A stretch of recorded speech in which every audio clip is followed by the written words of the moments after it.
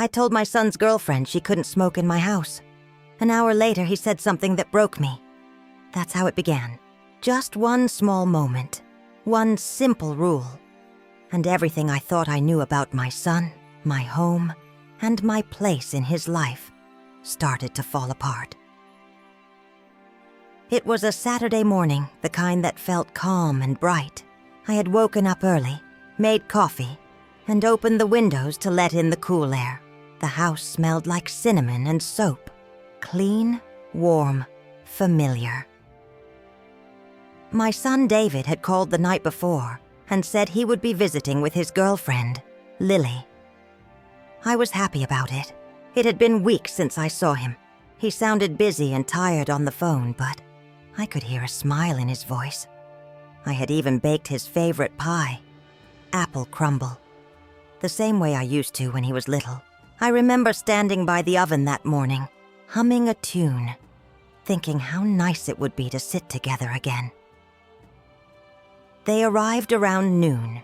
David looked good, healthy, a little older, maybe more serious than I remembered. Lily was with him, holding his hand, smiling politely. She was young, maybe in her late 20s, with long blonde hair and eyes that looked like she could read a person in one glance. I welcomed them in, hugged David, and offered tea. Lily thanked me softly, but I could tell she was scanning the room. My small living room, the framed family photos, the old curtains I hadn't changed in years. We sat down, and everything was fine at first. We talked about work, about how fast time goes. Lily laughed at some of my old stories about David, and for a while, I felt warm inside. But then after lunch, she reached into her bag and pulled out a pack of cigarettes. Without thinking, I said gently, "Oh, sweetheart, please don't smoke inside. I don't allow smoking in my house." I said it kindly, not in anger. Just a rule I'd always had. I had asthma when I was younger, and I never liked the smell of smoke in the house. But Lily's face changed instantly. She froze, then smiled a small, tight smile. "Oh, I see," she said quietly. "I'll just step outside then." David looked at me, not angry yet, but surprised, maybe uncomfortable. He gave Lily a quick look, and she stood up, walked outside to the porch, and lit her cigarette. When the door closed behind her, David sighed. "Mom, you could have just let her smoke. It's cold outside." I blinked. "You know I don't allow smoking inside, David. I've never let anyone smoke in this house. Not your father, not anyone." He rubbed his face. "Yeah, but Lily's not just anyone. You could have made an exception." His words stung more than I expected. "An exception?" I said softly. "David, this is my home. I'm not trying to be difficult. It makes me sick to smell it."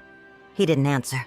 He looked toward the door where Lily was standing outside, exhaling smoke into the air.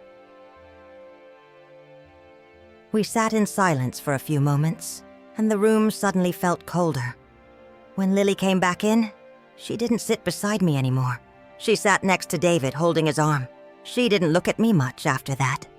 I tried to make conversation again, offered dessert, talked about the garden, the neighbors, but her smiles were short and polite.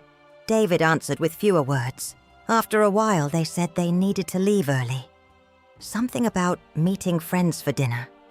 I felt a lump in my throat, but didn't want to sound needy, so I smiled and said, "Of course, dear.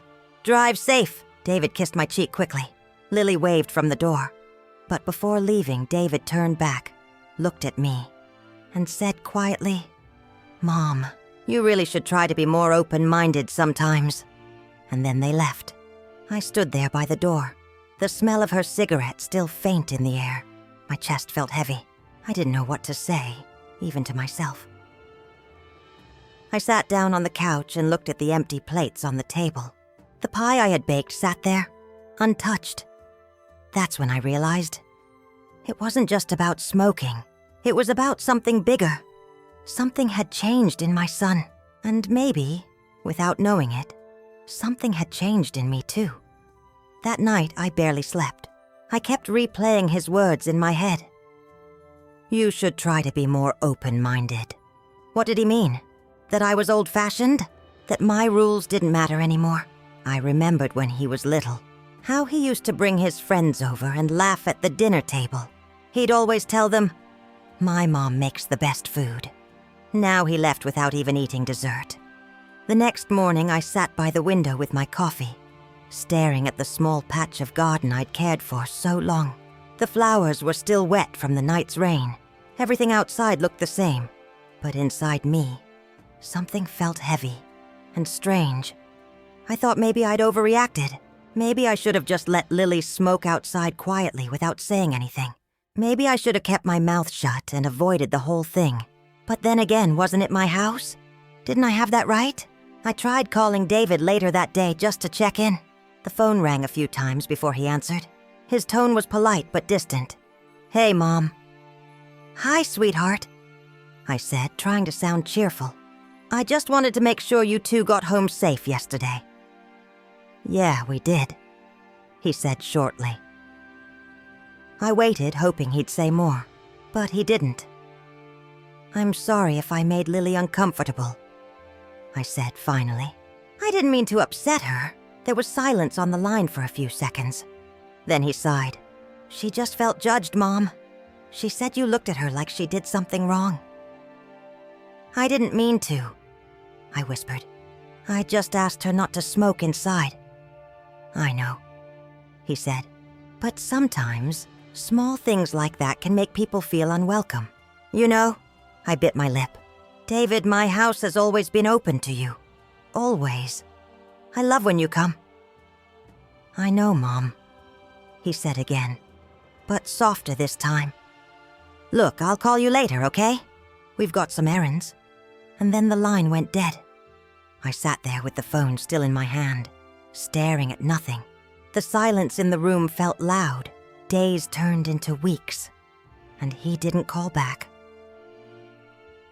I busied myself with cleaning, baking, and tending to the garden. Sometimes I'd look at the phone wondering if it would ring. Sometimes it did, but it was never him. One afternoon I saw a photo on social media. It was David and Lily smiling at a restaurant. The caption said, "Family dinner." My heart ached because I wasn't there. It wasn't jealousy. It was something deeper, something like being erased. A few weeks later, David finally called. "Hey, Mom, we might stop by this weekend. Lily's got a work trip nearby, and we thought we could swing by for lunch." I smiled, my heart lifting a little. "Oh, that's wonderful, honey. I'll cook your favorite chicken stew?" "Yeah," he said. "But maybe keep it simple this time. Lily's on a health thing. No butter? No cream?" I laughed softly. "All right, dear. I'll make it special for her, too." The morning they were supposed to come, I woke up early. The sun was bright, and I wanted everything to be perfect. I cooked slowly, carefully, and even bought some herbal tea because I remembered Lily liked it.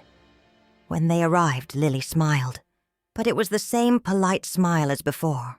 David kissed my cheek and looked around like he was checking if things had changed. They sat down, and we started lunch. I tried my best to make conversation, but most of the talk was between them. About work, about their gym, about friends I didn't know. When I served the stew, Lily took a few small bites and said, "Oh, it's nice, but I can taste the oil." I smiled softly. "Just a little bit, dear. For flavor." David chuckled awkwardly. You know Mom loves her old recipes. Something in his tone stung again. Old recipes. After lunch, Lily excused herself to the bathroom, and David leaned toward me. "Mom," he said quietly, "Lily feels like you don't really accept her." I blinked. "What? Of course I accept her." "She said you look at her a certain way," he continued.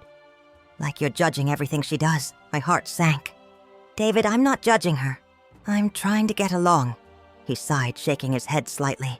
"She's sensitive, Mom. She just wants to feel welcome." "I've done everything I can," I said softly. "But she also needs to meet me halfway." Before he could answer, Lily came back into the room. She smiled, but her eyes were cold. "David, should we go? I don't want to miss the check-in time." "Yeah, okay," he said quickly, standing up. I watched them gather their things, my hands trembling slightly. I wanted to say something. Something to fix it. But the words wouldn't come out. Lily hugged me lightly. "Thanks for lunch," she said. And then they were gone again. When the door closed, I sat down, the silence wrapping around me like a heavy blanket. I wanted to cry, but no tears came. Instead, I walked to the kitchen, picked up the half-empty bowls and washed them slowly. The sound of the running water filled the quiet house. I told myself maybe next time would be better. Maybe they just needed space. But the next time never came. Weeks passed, then months. It was around Christmas when I finally heard from David again. He sent a short message. "Hey, Mom. Hope you're doing okay. We're spending Christmas with Lily's family this year. Maybe we can catch up after the holidays." That was it. No phone call. No visit. I read that message 3 times before setting the phone down. The house was quiet. The tree lights flickered faintly. I thought of all the Christmas mornings we used to share. David opening his presents by the fireplace, laughing, calling me the best mom ever. And now, all I had was a message. That night, I didn't eat dinner.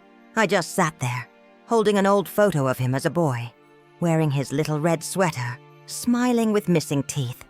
I whispered, "Where did we go wrong, David?" But there was no answer. It was mid-February when I finally decided to visit. I hadn't heard from David since Christmas, and the silence had started to ache. Every morning I'd glance at the phone, half expecting a message. Nothing. So one morning I baked some muffins, his favorite kind, blueberry with a little sugar crust, and packed them in a tin. I told myself it wasn't a big deal, just a mother visiting her son. I knew where they lived. David had mentioned the address once. I took the bus, the same one that passed through town and stopped near his new place. It was a cold day. My hands were stiff from the wind, but I felt a quiet excitement in my chest. Maybe he'd be surprised. Maybe things would feel normal again once we talked. When I reached the house, I stopped for a moment on the sidewalk. It was a nice neighborhood. New homes, neat lawns. Everything looked so tidy. I felt a small pang of pride for him. He had done well. I walked up the path, holding my tin of muffins, and rang the bell. I waited. After a moment, I saw movement behind the curtain. Then the door opened slightly. It was Lily. She looked surprised, but not exactly happy. "Oh, hi," she said slowly. "Hello, dear," I said with a smile. "I was in the area and thought I'd drop these off for David. Are you both home?" Her lips tightened just a little. Yeah, he's here, but we're about to head out soon." "Oh, I won't take much of your time," I said quickly. "Just wanted to say hello." She hesitated for a second, then stepped aside. "Come in." I walked in, my heart racing a little. The house was neat, modern, and smelled faintly of candles, but there was something unfamiliar. None of my son's old things. No pictures from our family. "David," Lily called out. "Your mom's here." He appeared from the hallway looking surprised, and maybe a little uncomfortable. "Mom?"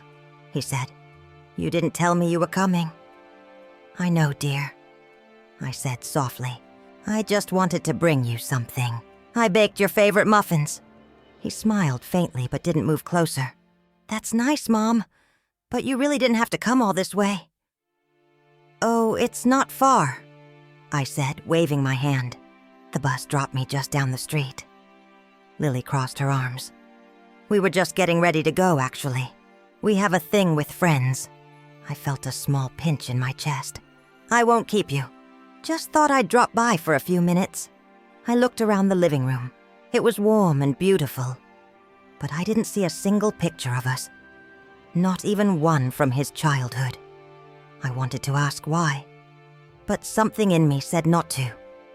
David cleared his throat. "Mom, why don't you sit for a second? I'll grab some plates." I sat on the edge of the couch, holding the tin tightly. Lily sat across from me, tapping her phone. The silence between us was thick. When David came back, I opened the tin and handed him a muffin. "Still warm," I said softly. He smiled a little and took one, but Lily didn't. "Oh, I'm not eating sugar this month," she said quickly, her voice light but cold. I nodded. "That's all right, dear." David bit into the muffin, chewed for a moment, and said, "It's good, Mom." That little sentence warmed my heart. For a brief second, I felt like things were okay again. But then his phone buzzed. He picked it up, frowned, and said, "We really need to leave soon." I stood up. "Of course I understand. I won't keep you." As I reached for my coat, Lily said softly, but not softly enough, "David, you really need to set boundaries. She can't just show up uninvited." My hands froze. David didn't say anything at first. Then he said quietly, "Lily, she's my mom." "I know," Lily replied, "but it's not healthy for her to just pop by." "We talked about this, remember?" I stood there, still holding my coat. My ears rang a little, and my heart pounded in my chest. David looked at me, caught between us, and said, "Mom, maybe next time, just call first, okay?" I swallowed hard. My voice trembled. I didn't mean to intrude. "I just wanted to see you." Lily smiled, that same polite smile. "It's okay, really. But it's good to have notice, that's all." I nodded, forcing a smile. "Of course. I understand." I put on my coat slowly, trying not to let my hands shake. David walked me to the door. He hugged me, but it felt quick, distant. Not the kind of hug that holds warmth. "Take care, Mom," he said. "You too, sweetheart." When the door closed behind me, I stood there on the porch for a few seconds, staring at the street ahead. The wind was cold. I walked back toward the bus stop, holding the empty tin against my chest. My throat burned, but I didn't cry. As I sat on the bench waiting for the bus, I thought about all the times I'd waited for him before. Outside school, after baseball practice, outside the movie theater when he was a teenager, I always waited, and he always came back smiling. But this time, it felt different, like the distance wasn't just miles. It was something deeper. When I got home, I placed the empty tin on the counter and sat quietly. I didn't turn on the TV, I didn't make tea. I just sat there, listening to the silence. And for the first time in my life, I realized that love, even a mother's love, can't always fill the space someone chooses to leave empty. Weeks passed after that visit. David didn't call, not even a short text. At first, I kept checking my phone, telling myself he was probably busy. He had work, a new life, things to take care of. But as days turned into weeks, the silence started to feel heavier, like a thick fog that just wouldn't lift. Sometimes I'd pick up my phone, scroll through old photos, and stop on one from his 10th birthday. His smile was wide, his eyes bright, frosting on his nose as he held up his cake. He had both arms around me. Back then, he used to call me his best friend. It's funny how time changes things. You raise a child, give them your whole world, and one day, they grow up, and you realize you're no longer the center of theirs. One Sunday morning, I woke up early. The house was quiet. Sunlight slipped through the curtains and landed on the framed pictures by the window. David's graduation photo, our old family trip to the lake, and one of him as a little boy with a toy truck. I smiled at the memories, even though they hurt a little. I got dressed, made myself a cup of tea, and looked outside. The park across the street was full of life. Kids running, people walking dogs, laughter floating through the air. I decided to go for a walk. I wrapped my shawl around me and stepped outside. The air was cool and fresh. As I walked through the park, I saw a young boy riding his bike, his mother jogging a few steps behind him. She called out, "Be careful." and laughed when he turned to grin at her. I stopped for a moment, watching them, my eyes filled with tears, not from sadness, but from something softer, something like gratitude, because I'd had those moments too, beautiful ones, messy ones, loud ones, all of them precious. No one can take that away. I kept walking, and with every step, something inside me began to shift, slowly, gently. I realized that maybe motherhood isn't about holding on forever. Maybe it's about loving enough to let go. That night, I sat at my kitchen table and wrote a letter. Not for David, for myself. I wrote, "You did your best. You gave your heart. And even if he doesn't see it now, one day he'll remember. Maybe not the muffins, maybe not the phone calls, but he'll remember the warmth, the safety, the love that was always there. And that's enough." I folded the letter and tucked it into the back of a photo frame. Then I made myself a promise. I would stop waiting by the phone. I would start living again, for me. The next morning, I joined a local community center. They had a little group that did morning walks and painting sessions. I hadn't painted since David was a boy, but something in me wanted to try again. It felt good, really good. I met people my age, kind, warm souls with their own stories, their own quiet heartbreaks. We laughed, shared memories, sometimes even cried a little, but we kept showing up, and somehow, that made life feel full again. One day, a few months later, as I was cleaning the house, the phone rang. It was David. His voice was softer this time. "Hey, Mom." My heart jumped, but I tried to sound calm. "Hi, sweetheart." "I was thinking," he said slowly, "maybe I could come by this weekend, if that's okay." For a second, I couldn't speak. Tears filled my eyes. "Of course, dear," I said gently. "You're always welcome." He paused. "I'm sorry, Mom, for how I acted. For everything," I smiled through my tears. "It's all right, son. We all grow up in different ways." When the call ended, I sat there quietly, holding the phone against my chest. I didn't cry from sadness this time. Just peace, because I knew, deep down, that even when love is stretched thin, it doesn't break. It just learns to breathe in the spaces between. That weekend, David came by. He hugged me, really hugged me this time. It felt like coming home. We didn't talk much about the past. We just shared tea, laughed a little, and watched the sunset from the porch. Lily didn't come, but that was okay. I wasn't angry anymore. When he left that evening, he said, "I'll visit again soon." And for the first time in a long time, I believed him. That night, as I stood by the window, watching the stars, I whispered softly, "Thank you." Not to anyone in particular, just to life, for the lessons, the pain, the love, and the strength I never knew I had.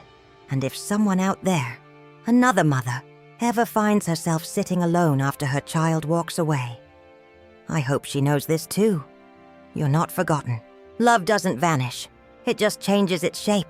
Sometimes it even comes back, when the world gets quiet enough for hearts to listen again. If this story touched your heart even a little, please take a moment to like this video, share it with someone who might need it, and subscribe for more stories that speak to the soul. Because somewhere out there, someone just like this mother needs to know they're not alone.